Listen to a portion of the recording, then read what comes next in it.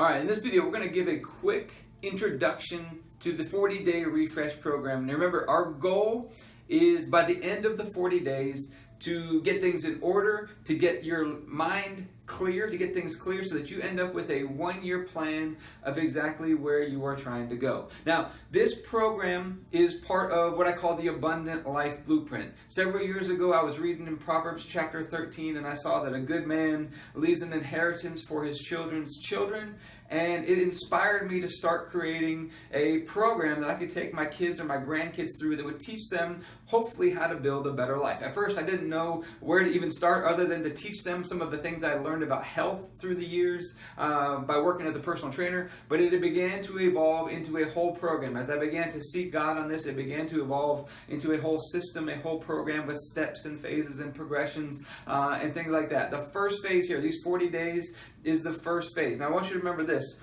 part of the Abundant Life Blueprint. There are 7 rooms in the house: purpose, health, family, finances, order, time, and community. If you haven't seen the picture yet, you can go to danielfoley.net/40-day refresh, the number 40-day refresh, and if you haven't entered any information in there, you can enter your information there. You get a free online course, an email series walking you through this as well, along with these videos, and you'll see the picture there. That's the goal of what we are trying to build. Now, one of the things about this process of building the life that I think God wants you to have is that you see in the Bible there's this path or progression, that God doesn't just take people straight from slavery or the land of Egypt or a land of oppression where things or life is just not going the way that you want it to go, to straight into the promised land. There's a path and there's a progression. First they go into the wilderness, then he tells them when they cross over into the promised land, it's going to take it more than a year for me to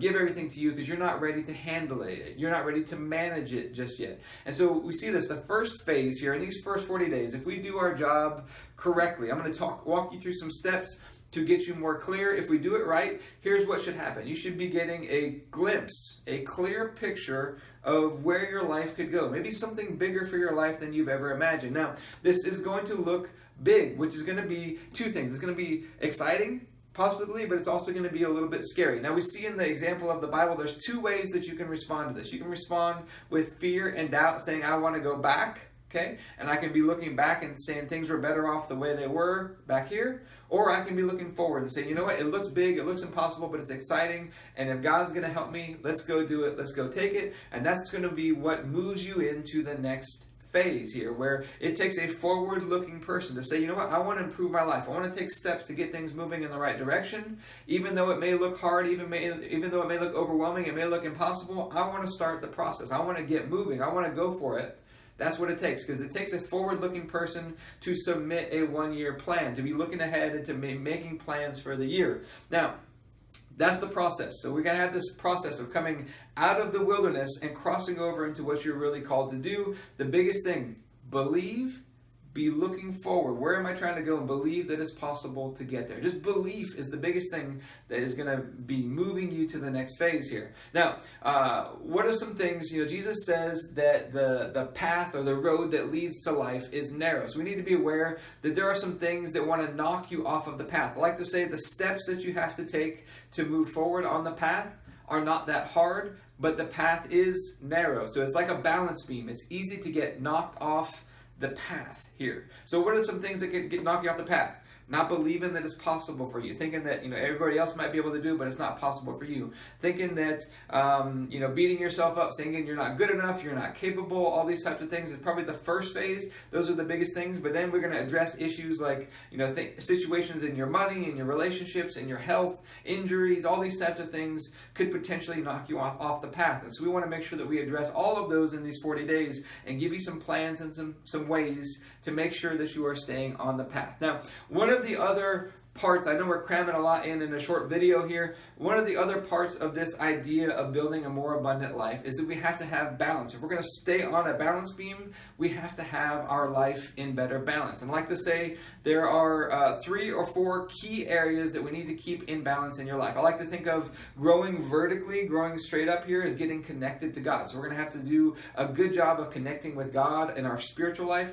The first 10 days of this program are going to be working on that. Then we need to do a good job of renewing our mindset and our emotions. And I'll talk about where that fits here in a second. We have to have good thought processes for making good decisions, and how to think about things, and how to interpret our experiences, and how to understand our emotions. We need to have those things in line. We need to be growing practically in the practical skills of life, health and money and family and purpose and these types of things. We need to be growing practically. I like to think of that as growing horizontally this way. So I'm growing vertically to get connected with God, to get clear, to get my purpose. I'm growing practically, I'm growing horizontally, which forms a cross, and then my mindset and my emotions wrap circles around those, which allow me to expand into new areas of life, new areas of the blueprint, because as I have the humility or the courage or the faith or the belief to go for it, I can expand into new areas of life. And finally, the last one that we also have to have is realizing that whatever you've been called to do, whatever your big purpose is in life, you can't do it on your own. You're going to need to grow, probably. You're going to need to expand into some things over time. We'll talk about that. But you're also going to need God's help. You're going to need to be connected with Him. And you're going to need the help of other people. You're going to need to build a community and a team around you that can help to support you and encourage you along this journey to building a more abundant life. And so we need to be strong in all four of those areas. So key messages here. This abundant life blueprint. We want to build a balanced life across all those rooms, spiritually, practically, mentally, emotionally, and in our community and team building aspects of life. The path is narrow. We've got to maintain that balance. And remember that God has a process for bringing people from, the wilderness into the promised land, or even the place of, life is not going the way that you want it to go, and bringing you into the promised land. But there is a process. The first step, the first thing is we got to get a glimpse of where we want to go, and you need to believe it's possible for you. That's it. It's very simple. Believe that it's possible for you, and you'll be moving into the next phases here.